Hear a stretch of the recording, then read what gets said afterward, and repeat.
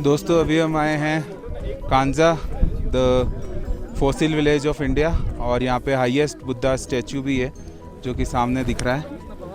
और आगे हम आपको पूरा ड्रोन शूट देते हैं और सामने पहाड़ों का काफ़ी अच्छा व्यू आ रहा है, वो बताते हैं आपको। काफ़ी ठंडी हवा चल रही है